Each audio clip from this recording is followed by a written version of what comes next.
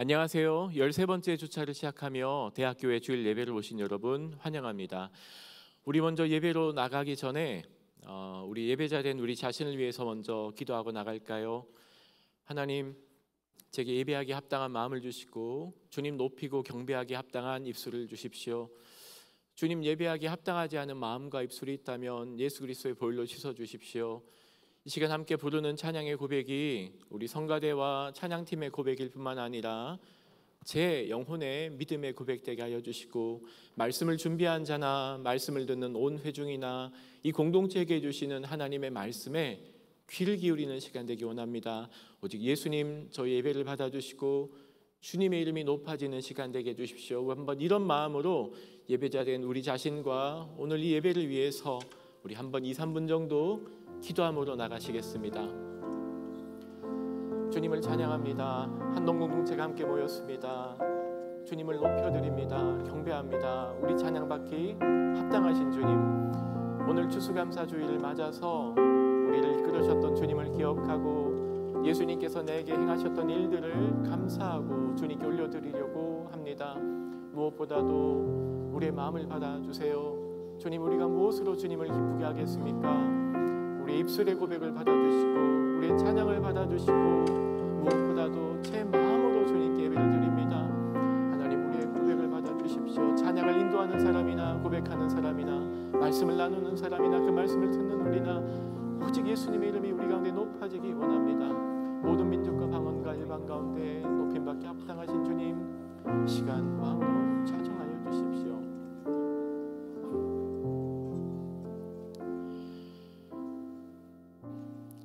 삼시세끼 밥만 먹으면 사람인 줄 아는 어리석은 우리에게 사람이 밥만 먹고 사는 존재가 아님을, 하나님의 생명의 양식이 있으며 말씀의 양식이 있으며 우리가 먹어야 될 예수 그리스도의 그 보혈이 있음을 알려주시고 초대하신 주님 감사합니다. 한동공동체가 오늘 이 시간을 기억하여 예배 자리로 모였습니다. 이 대학교회가 함께 고백하는 찬양, 인도하는 사람도 고백하는 사람도 말씀을 나누는 사람도 듣는 사람도 우리에게 주신 하나님의 음성으로 듣고 짧은 찬양이고 고백이지만 그 고백을 통하여 우리의 마음과 믿음과 우리의 하나님을 향한 사랑이 담기게 하여 주시되, 예수님, 우리의 찬양과 우리의 고백과 우리의 경배를 받아주십시오. 무엇보다도 그 보좌 앞으로 나가며 예수님의 보혈을 의지합니다. 예수님의 그 보혈이 우리의 마음을 적시게 하여 주시고 우리의 심장을 적시게 하여 주시고 우리의 말라버린 식어버린 하나님을 향한 그 사랑이 다시 한번 고동치고 백박치게 하여 주시옵소서. 주님을 찬양합니다. 우리의 찬양을 받으실 예수님의 이름으로 기도드립니다. 아멘. 괜찮으시면 우리 다 같이 함께 일어나셔서 찬양의 자리로 함께 나가시겠습니다. 네, 이 자리에 오신 모든 분들을 환영하고 축복합니다. 네, 찬양이 전에 옆에 사람들과 인사 한번 하겠습니다. 함께 예배함이 기쁨이고 감사입니다. 함께 예배함이 기쁨이고 감사입니다. 다 같이 우린 주를 만나고 찬양을 나아갑시다.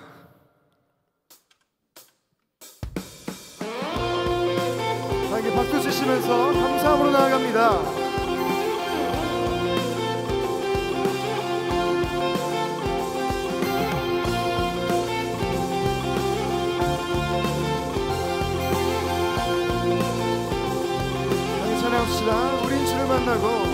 우린 주를 만나고 새로운 삶을 시작했네. 모든 것을 알 수 있을 거라고 자신감으로 가득 설레는 마음만으로 넘어지고 일어나기도 해. 오랜 시간 서서히 차오르는 믿음은 걸음을 재촉하지 않고 잊혀져 나는 삶의 무게로 한 발 한 발 힘을 주며 걸어가게 하는 신비가 있네. 오늘 수많은 문제와 고통이 우리를 애워싸고 쉬게 하지만 주를 향한 노래는 멈출 수 없어. 다시 한번 처음부터 고백하며 나아갑시다. 우린 주를 만나고 우린 주를 만나고 새로운 삶을 시작했네. 모든 것을 알 수 있을 거라고 자신감으로 가득 설레는 마음만으로 넘어지고 일어나기도 해. 오랜 시간 서서히 차오르는 믿음은 그 걸음이 재촉하지 않습니다. 재촉하지 않고 아멘. 부담받은 삶의 무게로 한 발 한 발이 주님과 함께 걸어가는 저희가 되기 원합니다. 고백하며 나아갑시다. 오늘 수많은 문제와 고통이 우리 에워싸고 쉬게 하지만 주를 향한 노래는 멈출 수 없어. 할렐루야 소리쳐 오를 수 없는 여기 수 없는 유혹과 시험이 우릴 넘어뜨려 비웃었지만 주가 주신 은혜는 할렐루야 노래요. 할렐루야 노래해요. 그가 오시는 날까지 그가 부르시는 때까지 끝나지 않은 무거운 짐을 지고 그가 내시는 것들에 모든 삶이 사라질 때면 우리의 모든 시간이 그가 오시는 날까지 그가 부르시는 때까지 끝나지 않는 무거운 짐을 지고 주님을 향해 나아갑시다. 지고 나의 모든 것들에 의심이 사라질 때면 변하지 않는 사랑의 은혜. 아멘.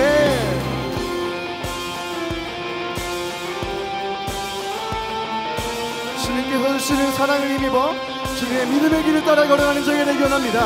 아멘.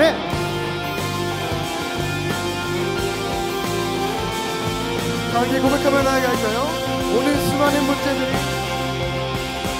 오늘 수많은 문제와 고통이 우리를 에워싸고 쉬게 하지만 주를 향한 노래는 멈출 할렐루야 노래요.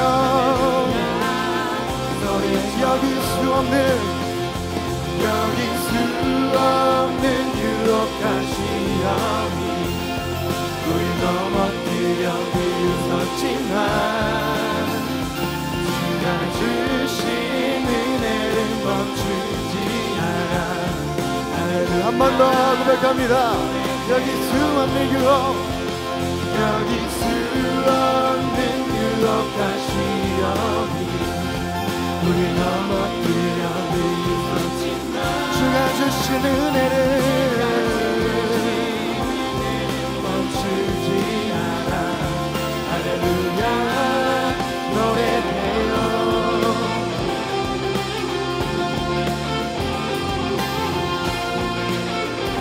삶 속에 어떠한 삶과 고통과 문제가 있을지라도 주님께 주시는 마음을 가지고 새로운 믿음을 가지고 나아갑시다. 저희 하나님 되신 주님 앞에 영광의 박수 드리며 나아갑니다. 네.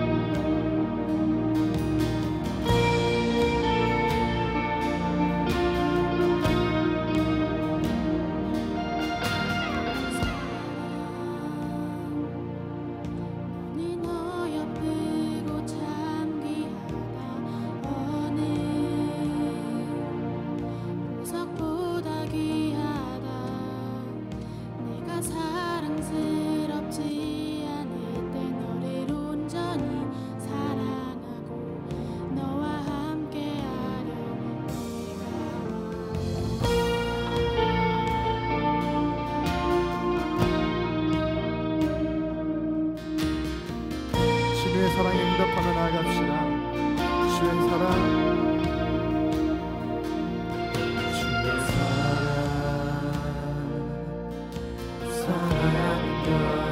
변치 않아 오늘 절 돌보시네. 푸른 마르고 꽃을 지니라. 주의 말씀이 진실해. 실수가 없으신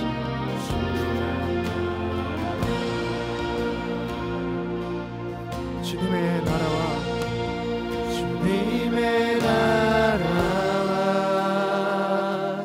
뜻이 나의 삶 속에 임하시며 주님 알기를 주만 보기를 소망해.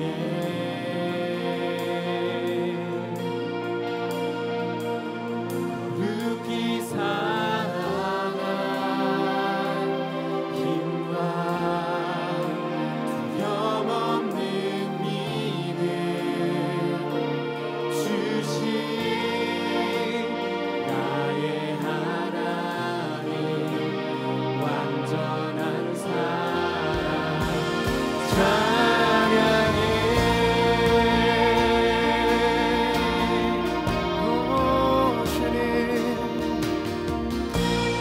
주님께서 저에게 이렇게 용감하게 말씀하십니다. 나의 사랑,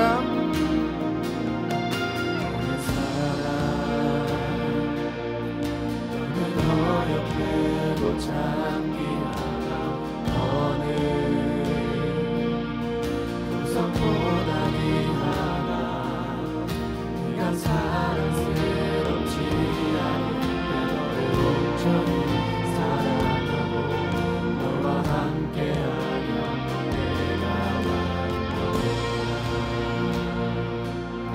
주의 사랑,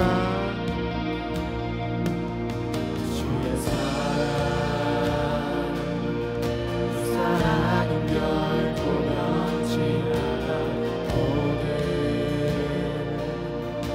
절 돌보시네. 푸른 마르고 꽃은 시드나 주의 말씀이 진실해. 실수가 없으신 주만 바라라. 고백하며 나아갑니다. 주님의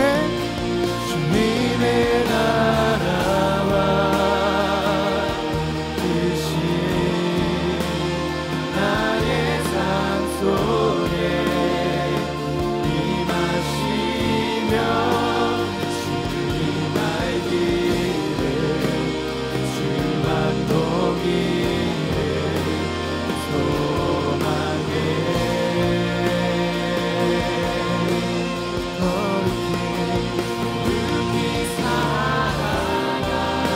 믿음을 주시옵소서. 영원한 믿음 주신 나의 하나님, 완전한 사랑 찬양해. 함께 주님께 두 손 높이 들며 찬양을 나아갑니다. 찬양하리 만군의 주, 찬양하리 만군의 주. 영원히 함께 하시네. 존귀하신 사랑의 왕 영원히 다시 한번 그 목소리 높여 찬양을 나아갑니다. 찬양하리 만군의 주, 만군의 주. 영원히 함께 하시네. 존귀하신 사랑의 왕 영원히 통치하시네. 통치하시네. 고백하며 나아갑니다. 주님의 나라와 주님의 나라와 뜻이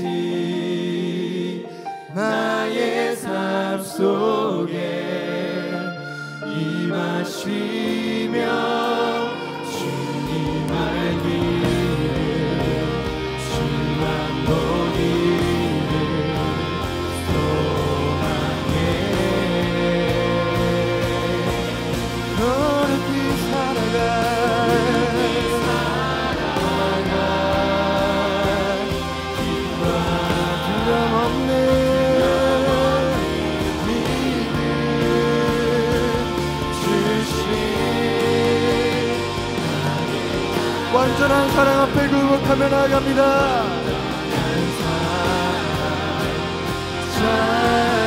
찬양해. 다시 한번 주님의 나라와 주님의 나라와 크신 나의 삶 속에 임하시며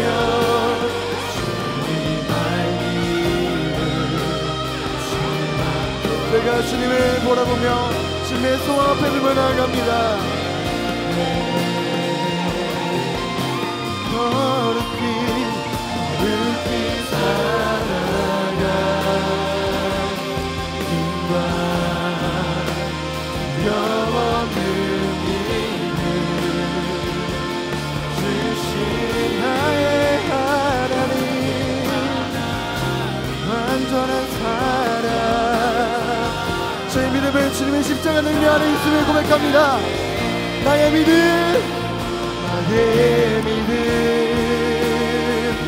주께 있네. 십자가 능력이 내 영광 되었네. 주께서 우리를 승리케 하셨네. 능력 소망 주 다시 한번 고백합니다. 나의 믿음 주께 있습니다. 나의 믿음 주께 있네. 십자가 능력이 내 영광 되었네. 주께서 우리를 승리케 하셨네. 능력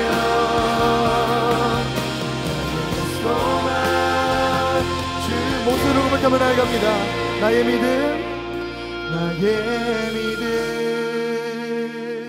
주께 있네. 십자가 능력이 내 영광 되었네. 주께서 우리를 승리케 하셨네. 나의 능력 나의 소망 주께 있네. 다 같이 자리에 앉으시고 배단위 공동체 최서영 학우님이 나오셔서 대표 기도로 기도해 주시겠습니다.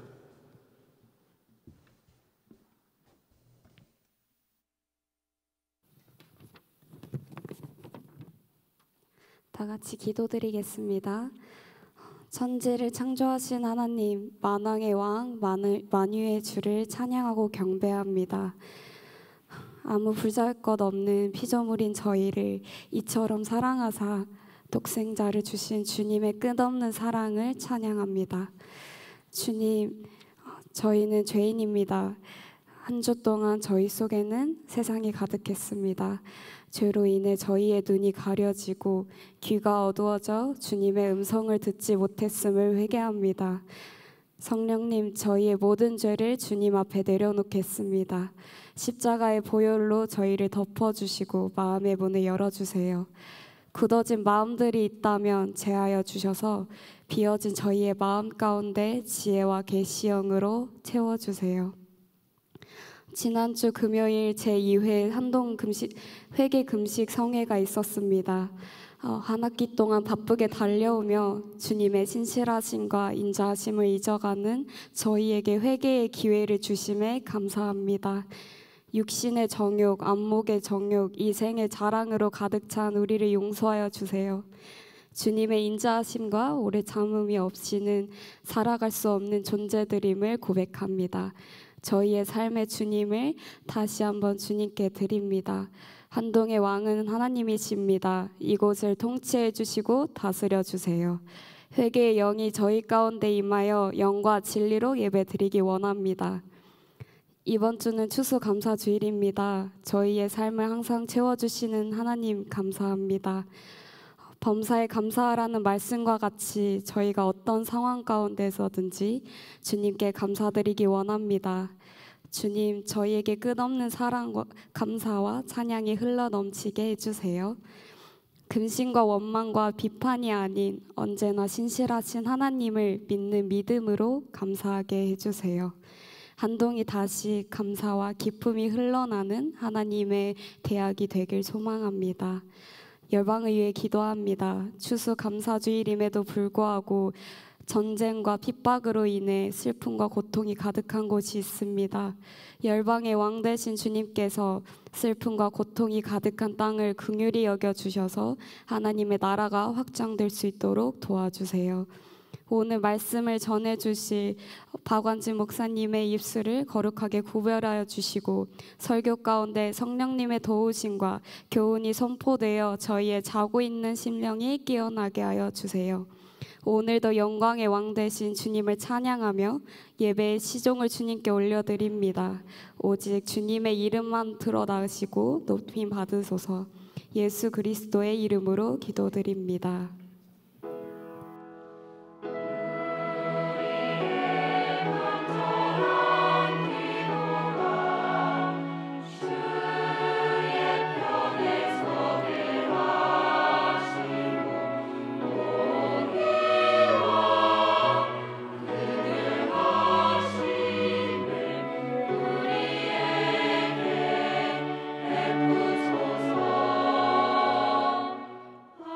아멘.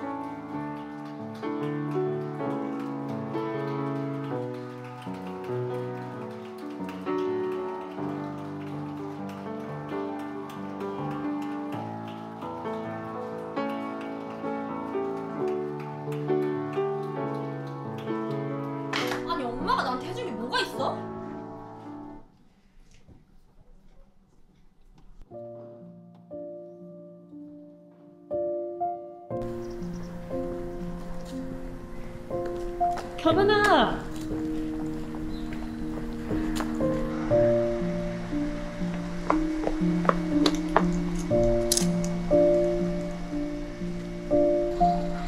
학교 잘 갔다 와.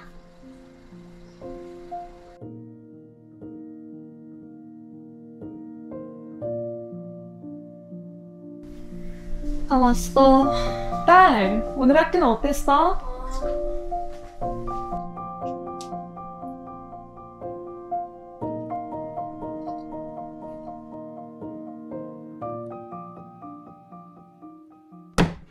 엄마, 나 용돈 좀.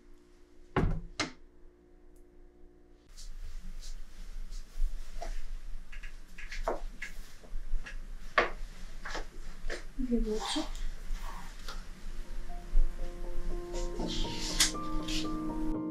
우리 딸에게 말하지 못할 고민이 생긴 것 같다. 나를 믿고 조금만 더 의지해주면 좋을 텐데. 광야 같은 세상에 홀로 남겨진 것 같더라도 내 곁에는 엄마가 있어. 언제까지고 너를 기다릴게. 네, 안녕하세요 여러분. 저는 챔버 성가대 공동체 드림원신 예배 디렉터 김재학이라고 합니다. 드림원신 예배는 스킷, 앞서 보신 것처럼 이런 짧은 단막극과 찬양으로 구성된 콘서트 형식의 예배로 매년 2학기 11월 중순 중 하루를 이제 주일 저녁 예배 시간을 빌려서 드리고 있습니다. 앞선 영상은 다들 잘 보셨나요? 흔한 사춘기 소녀와 어머니의 이야기였습니다. 지극히 평범한 이 이야기가 여러분들에게 어떻게 들리실지는 잘 모르겠습니다. 갑자기 예배 중에 엥? 이게 뭐지? 라는 생각이 드셨을 수도 있고 학창 시절에 뭔가 추억 여행에 또 빠지셨을 분도 계셨을 거라고 생각이 됩니다. 성경을 보면 하나님과 우리의 모습이 마치 부모와 자녀의 관계로 보이곤 합니다. 이번 드림원신 예배 홍보 영상 역시 이 관계에 주목했습니다. 이 흔한 부모와 자녀의 관계에서 늘 우리에게 맹목적인 사랑을 보여주시는 부모의 사랑, 그리고 그 사랑을 알아차리지 못한 채 방황하는 자녀의 모습에서 우리들을 발견합니다. 그럼 자녀된 우리는 그 사랑을 대체 언제 어디에서 알아차릴 수 있을까요? 아마 알아차리기는커녕 우리는 계속해서 불완전한 이 세상 속에서 넘어지고 또 넘어질 것입니다. 그렇게 넘어지다 보면 어느 순간 광야와 같은 곳에 놓여져 있는 우리를 발견하게 될 것입니다. 그리고 그 각자의 광야는 다들 다를 거라고 생각합니다. 그러나 그 광야에서 비로소 우리는 부모의 사랑과 같은 주님의 사랑을 깨달을 수 있지 않을까 감히 예상해 봅니다. 이에 이번 드림은 광야라는 제목 아래 출애굽기 17장을 묵상하며 나아갑니다. 광야에서 방황하는 이스라엘의 백성의 모습을 통해 우리의 신앙을 돌아봅니다.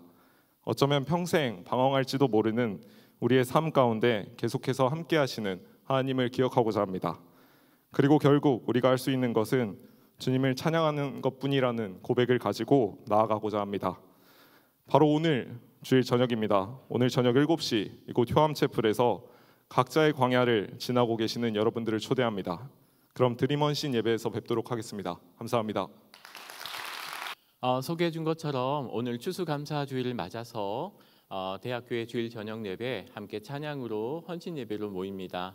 오늘은 부모님들도 오시고요, 또 지역 교회에 계신 분들도, 그리고 우리 한동의 학우님들도 함께 참여하고 성가대 챔버팀의 고백일 뿐만 아니라 우리의 고백되어지고 함께 하나님께 그 은혜에 감격하고 또 감사하는 시간 될 것 같습니다. 함께 기억해 주시고 오늘 저녁 일정을 알아주시면 좋겠습니다. 이번 주 오는 토요일 날 PRS 센터에서 믿음의 나침반 특강이 아침부터 저녁까지 이어집니다. 다양한 분들의 다양한 콘텐츠로 내용이 이어집니다. 참고하시고 도움을 받으시기를 바랍니다. 하나만 더 안내합니다. 이번 학기 세례식이 준비되어 있습니다. 박은조 교목실장님의 집례로 이어지게 되고요. 15주차 주일 예배를 통해서 세례식이 이어지거든요. 우리 함께 예배드리는 한동의 학우님들 가운데 세례를 아직 받지 않은 분들, 함께 믿음의 고백으로 공동체 앞에서 하나님 앞에서 성도로 살기를 결심하고 세례를 받기를 원하시는 분들은 함께 이 시간들을 기억해주고 지원해 주시면 됩니다.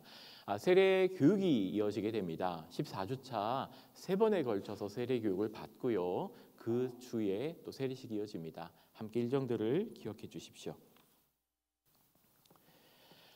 별도의 헌금 시간은 없습니다. 뒤에 있는 헌금함을 또 이용해 주시고요. 하나 더 마지막 소식이 있는데요. 예배드린 후에 함께 하나님께서 주신 은혜 감사하고 작은 간식을 준비했어요.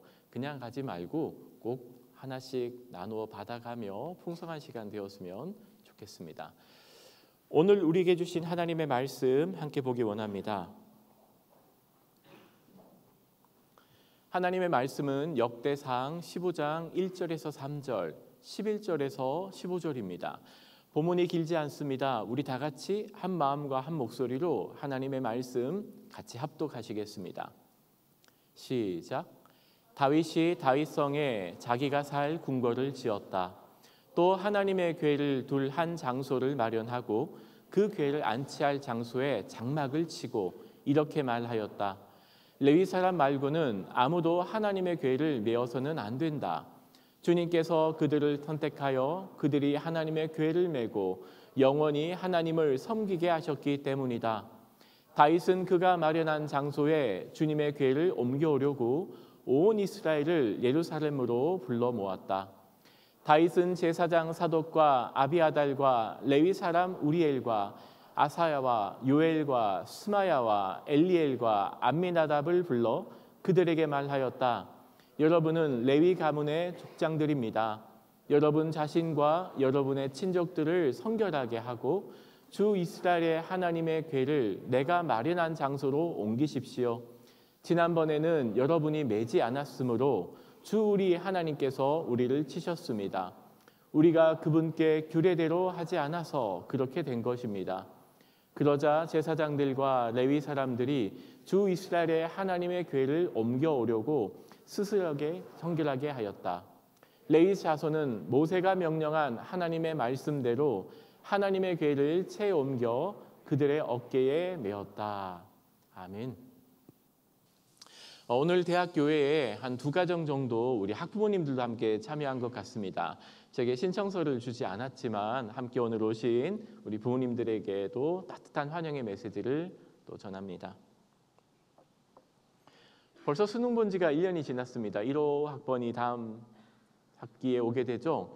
이사 학번들은 벌써 수능 본 지가 1년 지났죠. 어제는 또 한동대 학생부 종합전형, 수시 전형이 긴 전형이 있었습니다. 많은 학생들이 한동을 방문했고요. 또 내년에 들어올 2호 학번들을 준비하고 있습니다. 또 그전 금요일에는 2번째 한동 회계 금식 성회가 있었습니다.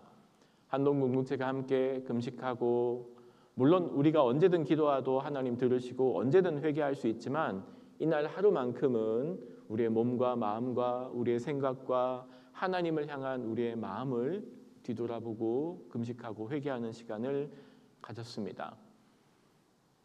은혜입니다. 그 은혜가 은혜임을 참 모르고 살 때가 많은 것 같습니다.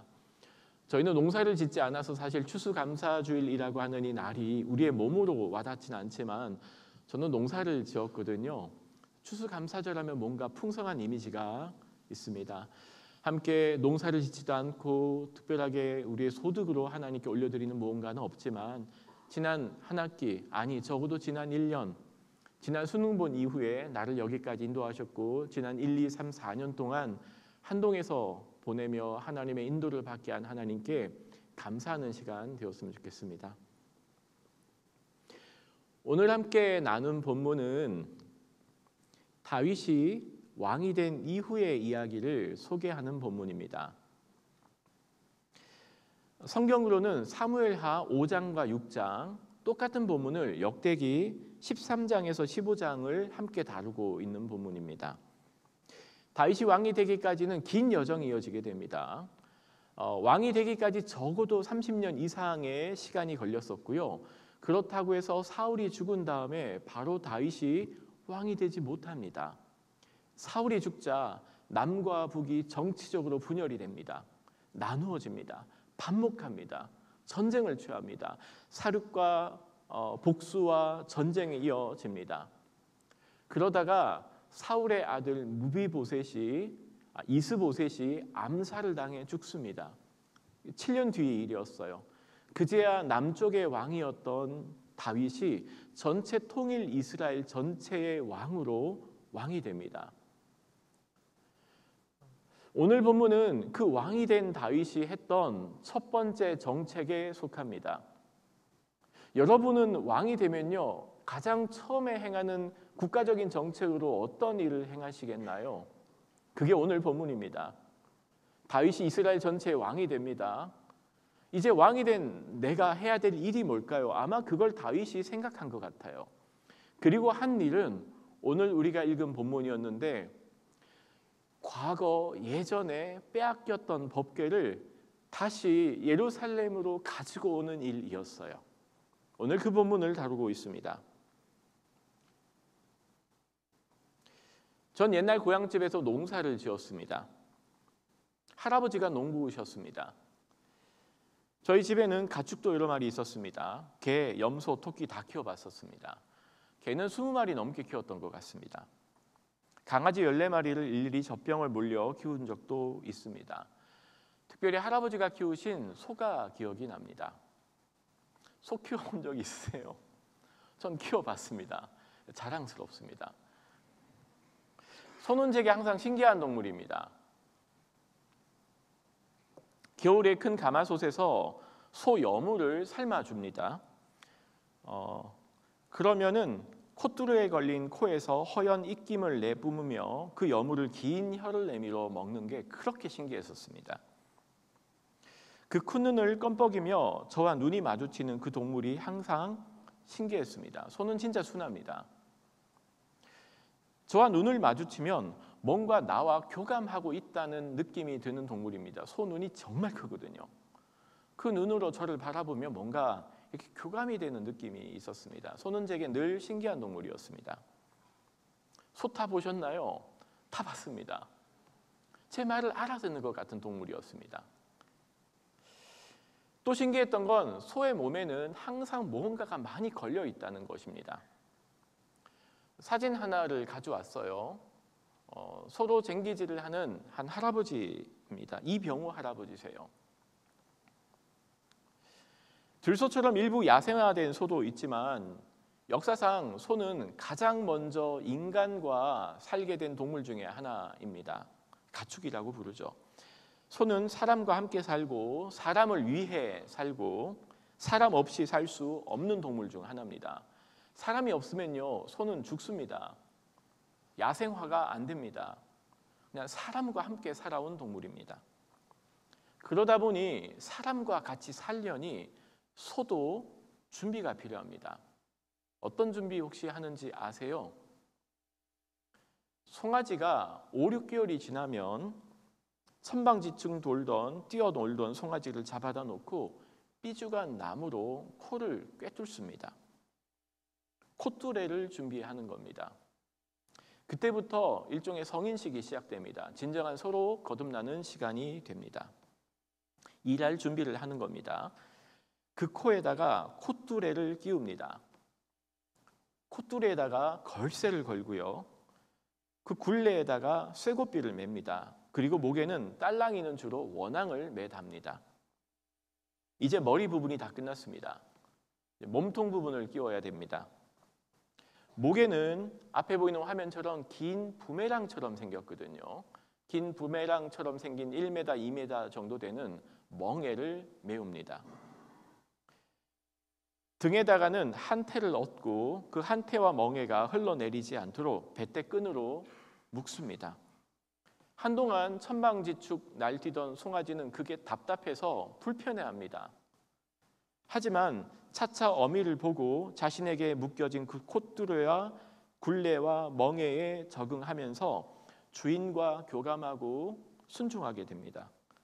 이제 주인과 호흡을 맞추며 주인이 이끄는 대로 주인의 눈을 마주보고 주인의 일을 하게 되겠죠.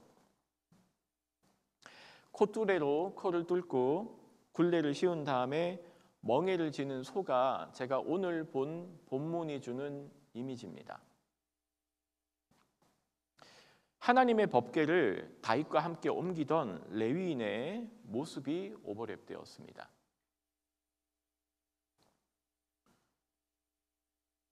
인생 반 정도 살았습니다. 오래 산 건 아닙니다. 그런데 조금 살아보니 여러 일들을 경험하고 진행하다 보니 드는 생각 하나는 열정만으로는 안 되는 거구나 생각을 많이 하게 됩니다. 순수한 마음 하나로만큼은 통하지 않을 때가 많다는 걸 배우게 됩니다. 열정으로 뜨겁게 덤벼들면 될 것 같은데 제 마음대로 참 안 되는 일이 많고요. 또 그래서도 안 되는 일들이 많다는 걸 이제 조금씩 배워가는 것 같습니다. 다윗은요, 지금까지 한 번도 실패를 경험한 적이 없었습니다. 나가는 곳곳마다 승리를 경험합니다. 원하는 대로 다 되었습니다. 그가 앞서 나간 전쟁에는 항상 승리의 소식이 있었고요. 어딜 가든 그를 따르던 사람들이 있었습니다. 그 순수한 마음을 사람들은 알아주었고요. 무엇보다도 다윗의 마음 한가운데는 하나님을 향한 열정으로 가득 차 있었습니다. 통일왕국의 왕이 된 다윗, 왕이 된 그가 가장 먼저 했던 정책이 오늘 본문이라고 했잖아요. 바로 그건 과거 선조들이 블레셋에게 빼앗겼던 하나님의 법궤, 그 언약의 상자, 더 박스라고 부릅니다. The Ark라고 부르기도 하고요. 그 상자를, 그 법궤를 언약의 하나님과 우리와 함께 한다는 그 하나님의 약속의 표징을 다시 가지고 오는 게 다윗이 왕으로 했던 가장 첫 번째 정책입니다. 다윗이 하나님을 얼마나 중요하게 생각했는지를 보여주는 대목이에요. 그래서 천부장과 백부장 모든 지휘관들을 불러 모아서 회의를 합니다. 우리 법궤를 모셔옵시다. 천부장과 백부장들이 다 만장일치합니다. 좋은 생각입니다. 그렇게 합시다. 백성들 3만 명을 모읍니다. 함께 이 법궤를 모시고 오는 일을 위해서 다윗이 3만 명을 불러 모읍니다. 백성들이 기꺼이 나옵니다. 세상에 말이 3만 명이죠. 한동대 전체 합쳐서 4천 명이거든요. 한동대 전체 한 10개가 모여야 되는 인원이에요. 그 인원이 모여서 그 법궤 하나를 모시고 오는 일에 마음을 다합니다. 역대상 13장에 나와 있습니다. 다윗과 온 이스라엘은 있는 힘을 다하여 노래하고 수금과 검은 옹고를 타고 찬양했죠. 소고 심벌을 치고 나팔 불고 하나님께 기뻐하죠. 다윗이 춤도 춥니다. 그런데 바로 그때 문제가 생깁니다. 법궤를 싣던 소가 끌던 수레가 소가 갑자기 날뛰기 시작했었습니다. 혹이나 그 법궤가 떨어지지 않을까 손을 뻗어서 궤를 잡으려고 했던 우사가 죽습니다. 이 사람이 악한 사람이 아닙니다. 문제가 있는 사람이 아닙니다. 그런데 그 법궤를 만진 우사라고 하는 사람을 하나님은 치십니다. 그 3만 명이 지켜보는 앞에서 찬양하고 수구치고 옷이 벗겨지도록 노래하던 그 다윗에게 있었던 일입니다. 그러자 다윗이 이렇게 고백합니다. 그날 다윗은 이 일 때문에 하나님이 무서워서 이래서야 내가 어떻게 하나님의 궤를 내가 있는 곳으로 옮길 수 있겠는가 하였다. 그래서 다윗은 그 궤를 자기가 있는 다윗성으로 옮기지 않고 가드 사람 오벳 에돔의 집으로 실어가게 하였다. 다윗에게 무슨 문제가 있었던 걸까요? 열정이 부족했나요? 감사가 사라졌나요? 그의 순수함이 없어졌나요? 아니요. 다윗은 저처럼 미지근하거나 이랬다 저랬다 하는 신앙인이 아니었습니다. 하나님에 대한 거룩한 열정으로 가득 차 있었죠. 감사로 가득 차 있었죠. 순수한 그 마음으로 왕이 된 후에 가장 먼저 법궤를 모셔오는 일을 핵심적인 정책으로 삼았던 왕입니다. 자신은 물론 온 백성들을 모아 기쁨으로 준비하고 예배하고 찬양했죠. 그런데 바로 그 순간 법궤를 모시고 오는 일에 문제가 생긴 겁니다. 오늘 저희는 15장을 읽었습니다. 석 달 후에 있었던 일을 다룹니다. 석 달 후에 다윗이 다시 한번 생각합니다. 도대체 뭐가 문제였지? 그리고 읽은 본문이 오늘 우리의 본문이었습니다. 그리고 다시 법궤를 가지고 오는 일을 진행하게 됩니다. 사실 이 법궤를 가지고 오는 일은요, 다윗에게 멍에 같은 일입니다. 무겁습니다. 부담이 됩니다. 무거운 짐이죠. 이 법궤가 너무나 중요하고 너무나 거룩해서 이방 땅에 계속 두기에는 마음이 너무 불편합니다. 그렇다고 계속 거기에 둘 수가 없습니다. 하나님은 우리의 하나님이잖아요. 나의 하나님이잖아요. 나와 약속을 맺으셨고 언약으로 우리와 함께 한다고 하신 하나님이잖아요. 어떻게 그 법궤를 계속 이방 땅에 둡니까?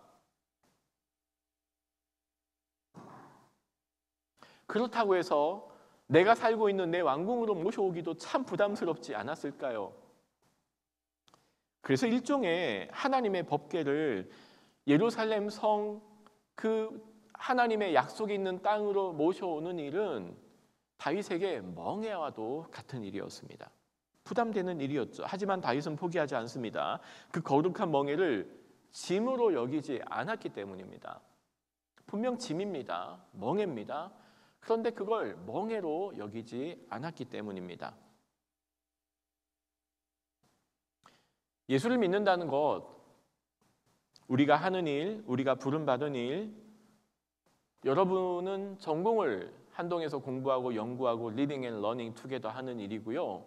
저는 설교를 준비하고 가르치고 강의를 하고 학교를 섬기고 여러 일들을 해내는 일일 겁니다. 이런 일들은 법궤를 메는 일과도 비슷합니다. 하나님은 우리에게, 우리 각자에게 우리가 메고 가야 될 일종의 멍에를 지어 주셨습니다. 우리가 메고 가야 될 십자가가 있습니다. 우리가 지고 가야 될 이 멍에, 법궤, 십자가를 우리는 사명 또는 소명이라고 부릅니다. 혹시 사명이라는 단어의 한자어를 아십니까? 한자를 잘 안 배워서 그렇죠. 일사자에 목숨 명자를 씁니다. 내 목숨을 걸고라도 지켜내야 될 일이 있다는 뜻을 말합니다. 그래서 사명은 참 무겁습니다. 하지만 명예가 됩니다. 축복입니다. 은혜입니다. 왜냐하면 하나님의 부르심은 언제나 하나님의 보내심으로 이어지기 때문입니다. 우리가 해나갈 모든 삶이 그렇습니다. 짐입니다. 멍해입니다. 분명 우리가 지고 가야 될 십자가가 있습니다. 하지만 동시에 그건 하나님의 은혜 때문입니다. 조금 복잡해 보이는 이 개념을 저는 독일어 단어로 한번 풀어가고자 합니다. 독일어를 혹시 배운 분이 있으세요? 선물 또는 은혜, grace라고 하는 독일어 단어를 혹시 아세요? 가베라고 하는 단어가 있습니다. G-A-B-E라고 쓰겠죠, 물론. 영어로 표현한다면요. 가베라는 단어가 독일 말로 은혜라는 단어입니다. 그런데 여기에 auf, AUF, 영어로 바꾸면 on에 해당하는 단어입니다. 전치사. auf, 영어의 on, 뭐뭐 위에, 즉 은혜 위에 아우프가베라고 하면 특별한 단어가 됩니다. 직역을 한다면 은혜 위에라고 번역할 수 있겠죠. 은혜에 on을 붙이거나 이제 독일 말로 아우프란 단어, 아우프가베가 되면 혹시 어떤 의미가 되는지 유추할 수 있겠습니까? 우리가 누군가로부터 선물이나 은혜를 받으면 그 다음 뭔가 느껴지는 특별한 감정이라는 게 듭니다. 아무 대가 없이 너무나 큰 선물을 받고 나니, 은혜를 받고 나니 그 기쁨과 배려에 가만히 있을 수 없죠. 그래서 뭔가를 하고 싶습니다. 아니 편지라도 한 장 쓰든가 입으로 정말 감사합니다라고 말이라도 해야 되지 않나요? 마치 그렇게 내가 받은 은혜와 감사한 그 선물에 대해서 느껴지는 생각과 응답이 바로 아우프가베. 아우프가베는 한국말로 번역하면 사명이 됩니다. 은혜는요, 뭐의 결과인가요? 즉, 사명은 무슨 결과인가요? 은혜의 결과라는 뜻입니다. 가베와 아우프가베, 은혜와 사명, 은혜와 소명은 동전의 양면과 같다는 것이겠죠. 은혜 받은 사람에게는 그 은혜 받은 사람으로서의 특별한 삶과 태도와 자세와 정체성이 부여가 됩니다. 그래서 우리는 그 은혜 위에 덧붙여진 것, 그걸 아우프가베, 소명, 사명이라고 부르게 됩니다. 우리 모두가 저뿐만 아니에요. 이 자리에 앉아 계시는 한동의 식구 모두가 하나님의 은혜를 받은 결과 이 자리에 와 있습니다. 그러면은 우리에게 특별한 정체성이 부여됩니다. 그 은혜에 합당한 삶을 살아가도록 부름을 받게 됩니다. 그 부름을 뭐라고 부른다고요? 멍에, 사명이라고 부릅니다. 그래서 이 땅을 살아가는 모든 신자는 하나님의 부름 앞에서 멍에를 지고 이 세상을 살아가게 됩니다. 마태복음 16장 24절을 제가 읽겠습니다. 이에 예수께서 제자들에게 이르시되 누구든지 나를 따라오려거든 자기를 부인하고 자기 십자가를 지고 나를 따를 것이니라. 예수를 따르는 일로 우리를 은혜로 부르셨죠. 무슨 일이 생긴다고요? 자기 십자가를 지고 나의 십자가를 지고 주님을 따라가는 부름이라는 새로운 정체성이 생기더라는 겁니다. 제가 오늘 자꾸 동물 얘기를 해서 죄송합니다. 마치 이건 아우프가베와 가베, 가베와 아우프가베, 은혜와 소명이라는 건요, 동전의 양면이자 동물로도 비교할 수 있습니다. 거북이 등딱지 같은 거예요. 거북이가 등딱지를 버릴 수 있나요? 무겁죠. 등딱지가 없는 게 편하죠. 몸이 가벼울 거예요. 그런데 그 거북이의 등딱지가 거북이를 지켜줍니다. 무겁다 느껴졌던 그 거북이 등딱지, 거추장스럽고 메고 다니기 너무 불편한 그 등딱지가 거북이라는 새로운 삶을 살게 만듭니다. 거북이에게 새로운 정체성을 부여하겠죠. 그것이 거북이를 지켜주는 생명이 되기도 합니다. 그건 마치 새의 날개와도 같습니다. 굳이 무겁고 거추장스러운 날개가 필요한가요? 필요합니다. 그 날개가 새로 하여금 새로운 삶을 사는 푸름으로 부르더라는 겁니다. 등껍질과 날개로 안전하게 보호받으며 날아오를 수 있죠. 그래서 멍에는 새로운 사명과 특권이 되기도 합니다. 그걸 지면 질수록 감사하게 됩니다. 그럴 때 우리 안에 감사가 나옵니다. 그 거룩한 짐을 우리 모두가 지고 있다는 겁니다. 원래 우리가 졌던 짐은 이런 짐이 아닙니다. 우리 같이 말씀을 읽어볼까요? 시작. 수고하고 무거운 짐을 진 모든 사람은 다 내게로 오라. 내가 너희를 쉬게 할 것이다. 나는 마음이 온유하고 겸손하니 너희는 내 멍에를 메고 내게서 배우라. 그러면 너희 영혼이 쉼을 얻을 것이다. 내 멍에는 편하고 내 짐은 가볍다. 원래 우리가 졌던 짐은 죄와 죽음의 짐이었어요. 그 짐을 지고 가려니 허덕입니다. 무겁습니다. 더 큰 문제는 그 짐을 벗을 길이 없었습니다. 제가 성경 다음으로 제일 좋아하는 책은 존 버년이 쓴 철로 역정, Pilgrim's Progress라는 책입니다. 저는 성경 말고 책 한 권 딱 들고 가라 그러면 철로 역정을 선택할 겁니다. 한번 여러분도 수련회 가서 하는 프로그램이 철로 역정이 아니고 책이 있거든요. 책을 꼭 한번 읽어보시기를 바랍니다. 철로 역정의 주인공은 크리스천입니다. 이 책은 많은 은유로 가득 차 있습니다. 그 크리스천이 장차 망할 성, 곧 망할 도시를 떠나 하나님의 나라까지 가는 여정을 담고 있습니다. 이 크리스천의 등에 짐이 하나가 있습니다. 그 짐의 이름이 뭘까요? 죄와 죽음의 짐이었습니다. 그게 너무나 무거웠습니다. 그런데 아무도 그걸 벗겨줄 방법을 알려주지 않는 겁니다. 그 크리스천이 하나님의 나라를 향해 그 죄의 짐을 지고 한 걸음 한 걸음 떼기 시작합니다. 무겁죠. 거추장스럽죠. 문제는 벗을 길이 없다는 거예요. 날마다 허덕이고 있어요. 그리고 십자가 앞에서 그의 죄의 짐이 벗겨지는 경험을 하게 됩니다. 원래 우리가 졌던 짐이요, 죄의 짐이었습니다. 죽음의 짐이었습니다. 그 죄와 죽음의 짐으로 우리는 허덕이고 살고 있었죠. 그런데 주님이 그 짐을 벗겨준 겁니다. 수고하고 무거운 짐진 자들아 다 내게로 오라. 그리고 우리에게 새로운 짐을 맡겨줍니다. 그 죄와 죽음의 멍에를 벗기신 그 은혜가 우리에게는 새로운 짐으로 오게 됩니다. 그 짐을 예수님은 뭐라고 부르나요?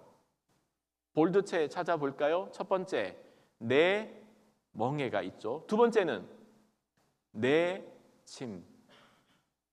예수님이 이 멍에를요, 그 은혜를 내 멍에라 부르고 내 짐이라고 불러요. 왜냐하면 우리의 그 죄의 짐을 벗겨주기 위해서 예수님이 그 죄의 짐을, 죽음의 짐을 대신 지셨기 때문이죠. 예수께서 새롭게 우리에게 부여하신 그 은혜를 우리는 멍에라고 부릅니다. 이제 우리는 그 은혜를 받은 자로서 새로운 멍에를 지고 예수를 따라가게 됩니다.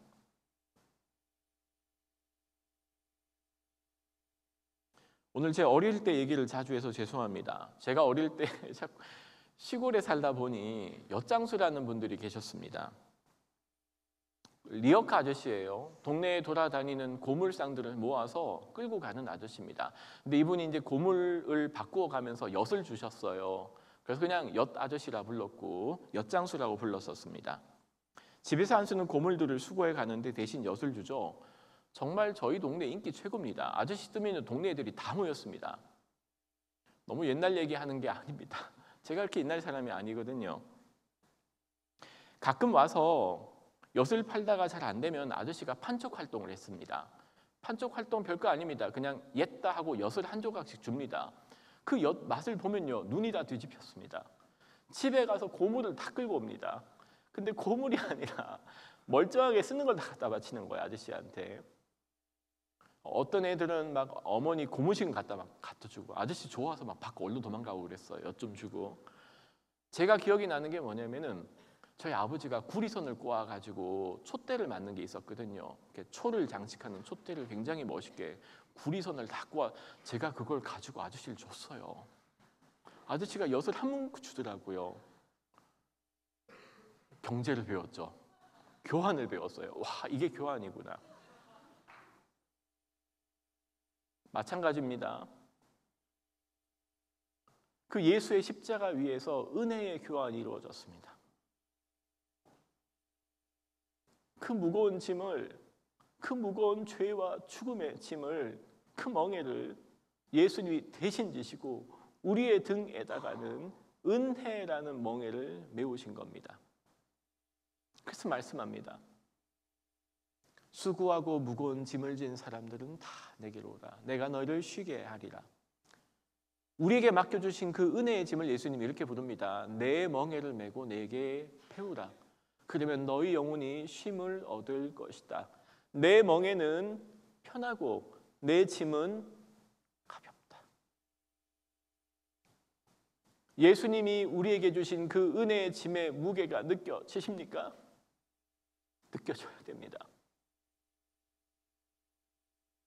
하지만 그 은혜의 무게는 예수님께서 우리에게 맡겨주신 그 은혜라고 하는 내 멍에, 내 짐은 우리에게 새로운 정체성을 부여하게 됩니다.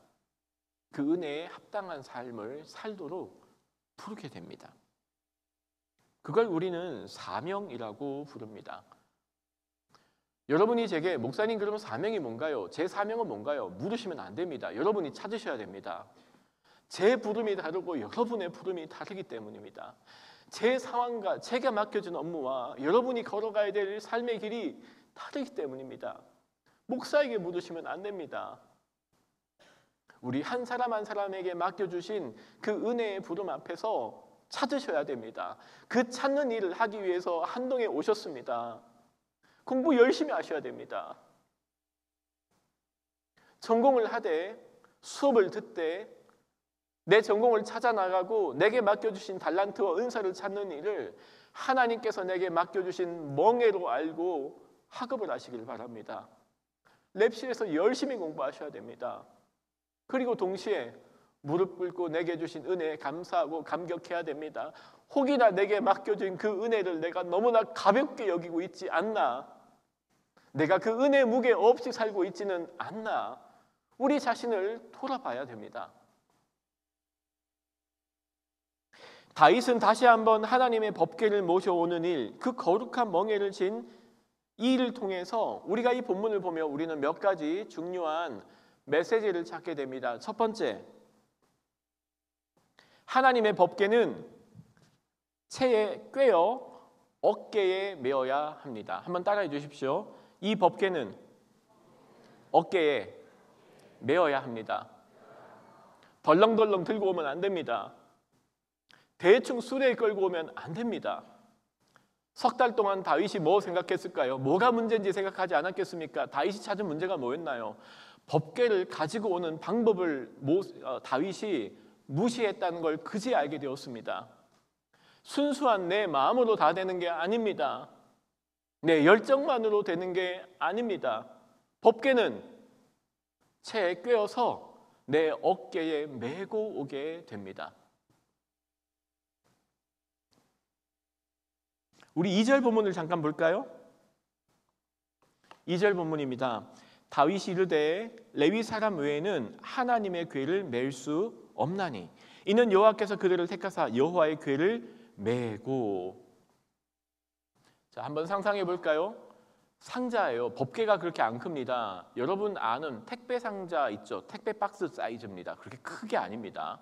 택배 상자보다 조금 큰 한 1규빗 정도니까요. 한 45cm, 45cm가 되는 정사각형 박스를 생각하시면 됩니다. 그렇죠? 그렇게 크지 않거든요. 그 법궤를 이렇게 나무 막대기에다가 꿰어서 어깨에 매면 나는 낮아지고 법궤가 높아지는 상상이 들어오세요. 법궤는 어깨에 메고 와야 합니다. 다윗은 특별히 레위인들을 보게 됩니다.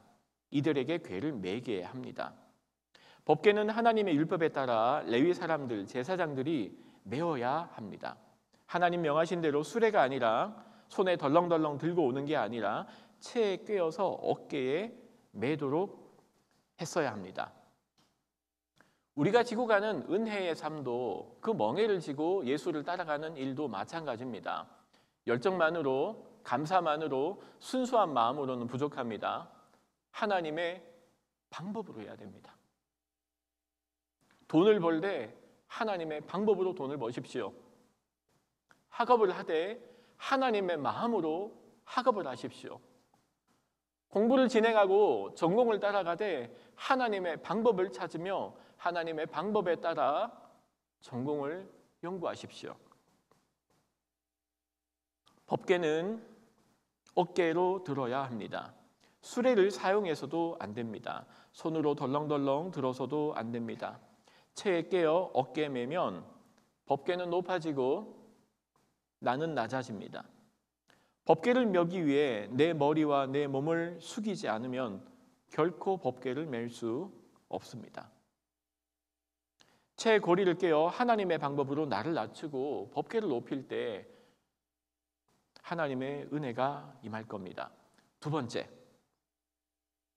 짐을 들 수 있는 사람의 자격은 스스로 깨끗하게 한 거룩한 사람입니다. 한번 저를 따라해 주십시오.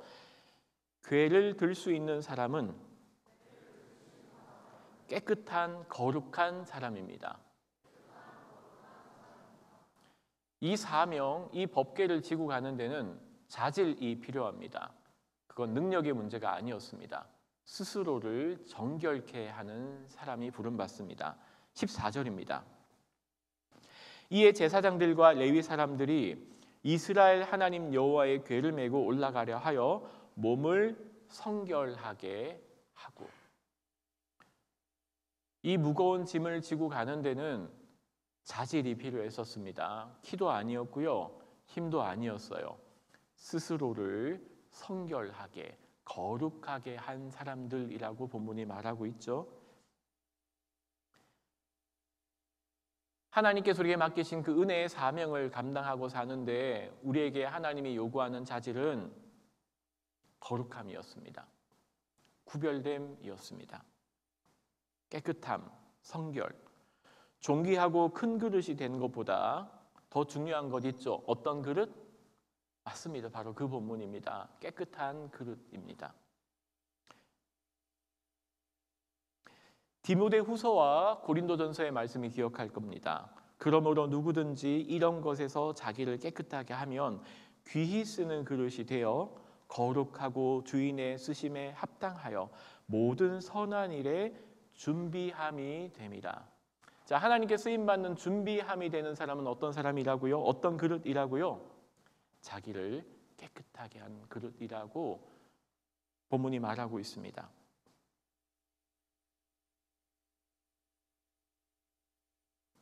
하나님은 깨끗한 그릇을 날마다 씁니다. 우리 예수님은 작은 그릇도 위대하게 쓰십니다. 가치 없는 그릇에 가치 있는 것을 담아주시는 분이 예수님이기 때문이에요. 그런데 그 가치 없는 그릇이 가치 있는 것을 담기 위해서는 딱 한 가지. 한동현 청년 여러분, 거룩한 삶을 삽시다. 거룩하다는 말을 현대어로 바꾸어 보면 이런 표현이 됩니다. 다르게 삽시다. 누구와요? 세상과입니다. 하나님은 거룩한 분입니다. 다른 말로 하나님은 세상과 같은 분이 아니라는 뜻입니다.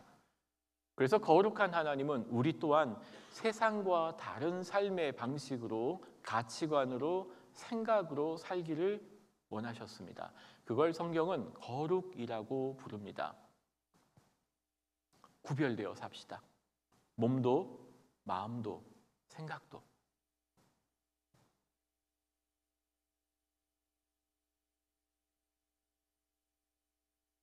깨끗한 그릇 되게 하여 주십시오.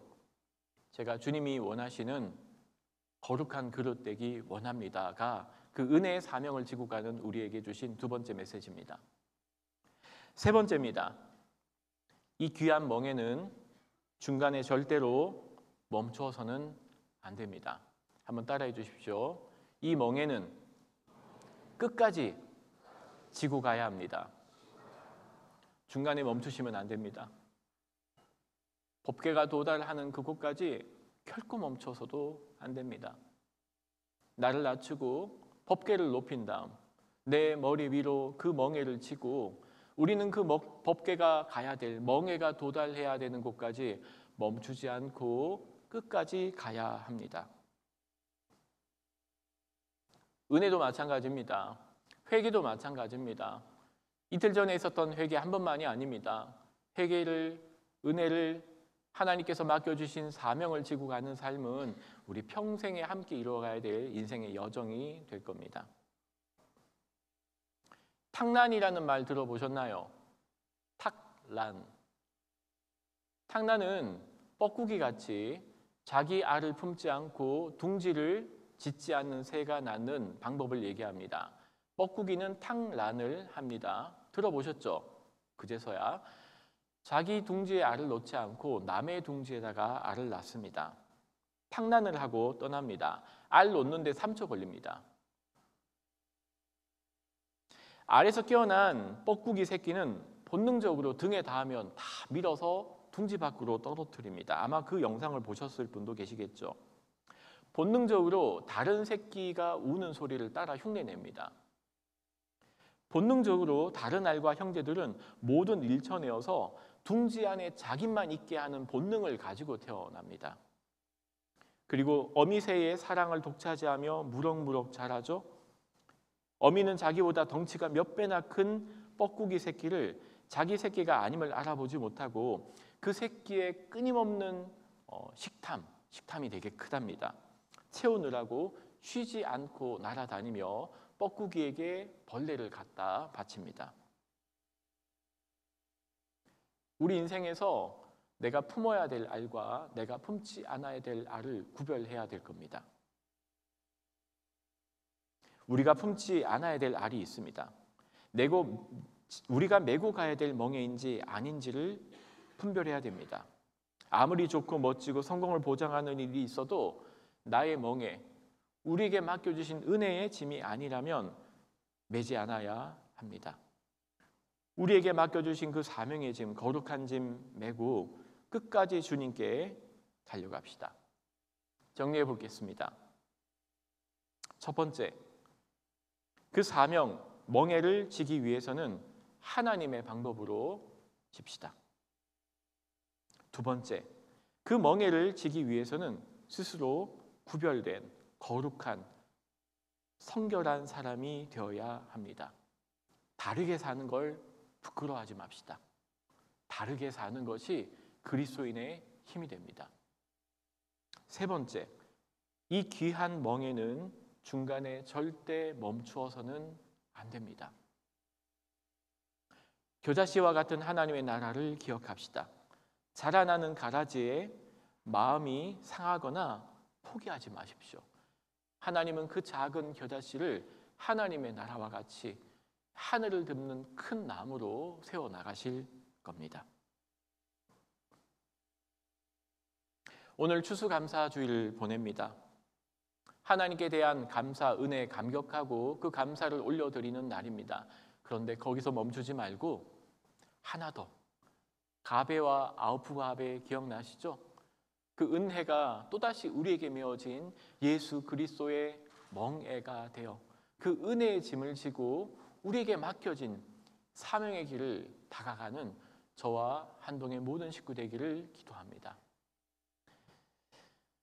우리 잠깐 2분 정도 기도하고 말씀을 마무리할까 합니다. 한번 이렇게 기도합시다. 하나님, 주신 은혜 감사합니다. 나를 한동으로 이끄심도 감사합니다.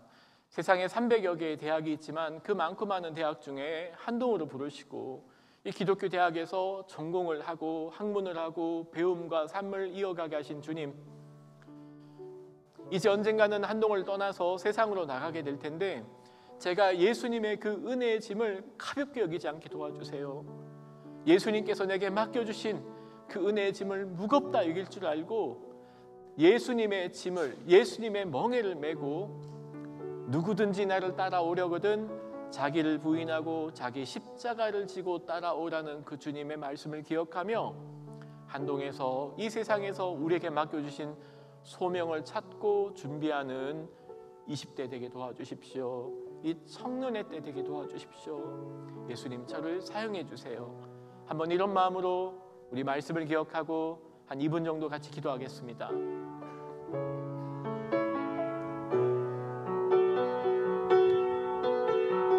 하나님, 저에게 은혜의 멍에를 메어주시고 나의 짐은, 나의 멍에는 가볍다, 내게 와서 배우라 말씀하시고 수고하고 무거운 짐진 자들아 다 내게로 오라 말씀하신 주님, 하나님, 우리 그리스도인들 한동의 청년들 어깨어깨마다 하나님께서 맡겨주신 그 은혜의 소명이 있고 은혜의 멍에가 있습니다.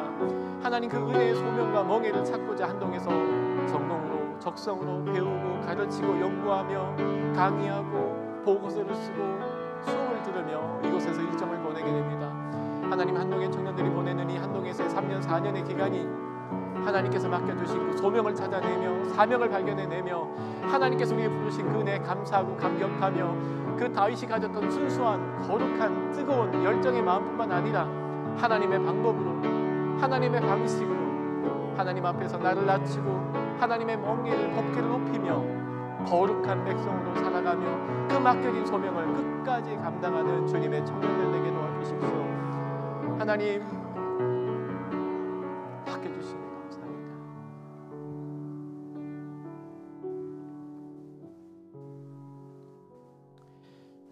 하나님, 사실 저희는 주님께서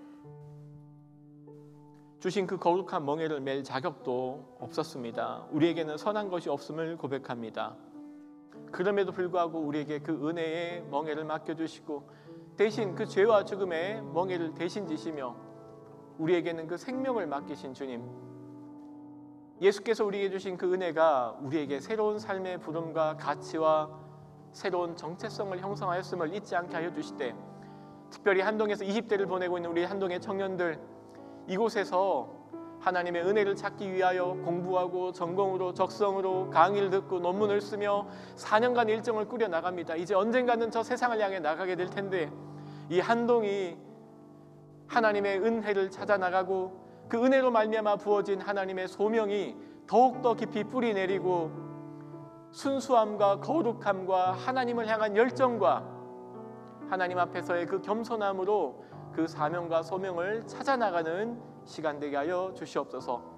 우리를 한동으로 부르신 주님을 찬양하며 예수님의 이름으로 기도드립니다. 아멘. 우리 다 같이 함께 일어나셔서 마지막 찬양 부르며 준비한 예물 하나님께 올려드리겠습니다.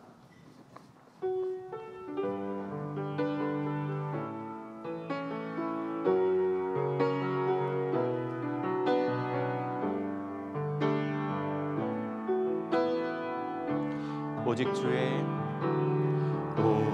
주의 사랑에 매여 내 영 기뻐 노래합니다.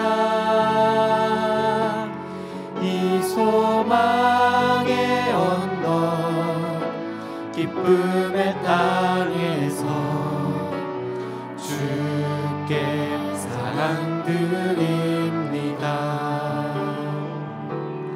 오직 주의 임재 안에 갇혀 내 영 기뻐 찬양합니다. 이 소명의 언덕 거룩한 땅에서 주께 경배드립니다. 주께서 주신 모든 은혜 나는 말할 수 없네. 내 영혼 즐거이 주 따르렵니다. 주께 내 삶 드립니다. 오직 주의 사랑에 오직 주의 사랑에 매여 내 영 기뻐 노래합니다. 이 소망의 언덕 기쁨의 땅에서 주께 사랑드립니다. 오직 주의 임재 안에 갇혀 내 영 기뻐 찬양합니다. 이 소명의 언덕 거룩한 땅에서 주께 경배드립니다. 주께서 주신 모든 은혜 나는 말할 수 없네. 내 영혼 즐거이 주 따르렵니다. 주께 내 삶 드림. 주께서 주신 모든 은혜 주께서 주신 모든 은혜 나는 말할 수 없네. 내 영혼 즐거이 주 따르렵니다. 주께 내 삶 드립니다.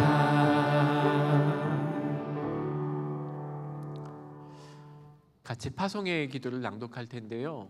제가 인도자 부분을 읽으면 여러분께서 같이 한 마음과 목소리로 다 함께라고 되어 있는 부분을 읽어주십시오. 한동 공동체 여러분, 말씀을 품고 처문을 열고 세상으로 나가십시오. 예배가 끝난 것이 아니라 삶의 예배가 시작되는 순간임을 잊지 마십시오. 복음의 말씀을 들었으니 주님의 사람답게 살아가십시오. 하나님과 함께 하나님 맡기신 멍에를 지고 살아가십시오. 하나님께서 여러분과 함께 하실 것입니다. 우리에게 성령과 말씀을 보내주신 주님, 이제 성령과 말씀의 인도하심을 따라 주님 보여주신 삶을 살겠습니다. 주님 맡기신 멍에를 지고 주님의 방법으로 거룩한 사람으로 멈추지 않고 살게 하소서. 주님, 우리를 성령 충만케 하옵소서. 이제는 우리 주 예수 그리스도의 은혜와 하나님의 사랑과 성령님의 교통하심이 그 거룩한 십자가의 은혜를 지고 이 땅에 예수님의 자기 부인과 십자가를 지며 살아갈 이 땅의 모든 성도들과 한동의 모든 백성들 위에, 복음과 십자가를 올방을 섬기시는 선교사님과 그 가족 위에, 저 동토의 땅 북녘의 모든 성도들 위에 이제로부터 영원토록 함께 하옵시기를 간절히 축원하옵나이다. 아멘.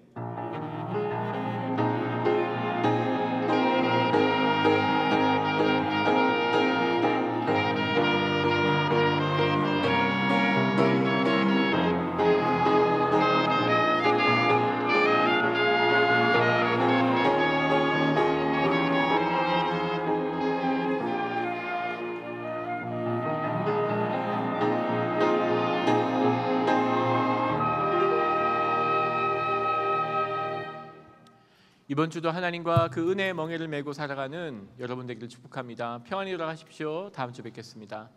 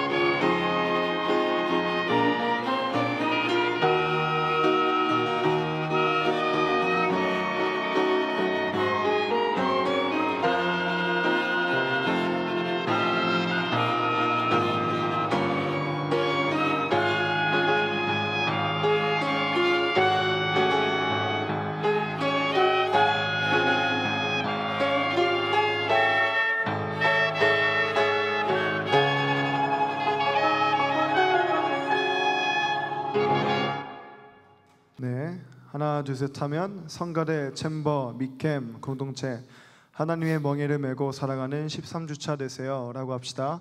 하나 둘 셋. 성가대 챔버 미캠 공동체 하나님의 멍에를 메고 살아가는 13주차 되세요. 네, 하나 둘 셋 하면 프레이즈 미캠 공동체 하나님의 방법과 마음으로 세상과 구별된 삶을 살아가는 13주차 되세요. 하나 둘 셋. 프레이즈 미캠 공동체 하나님의 방법과 마음으로 세상과 구별된 삶을 살아가는 13주차 되세요.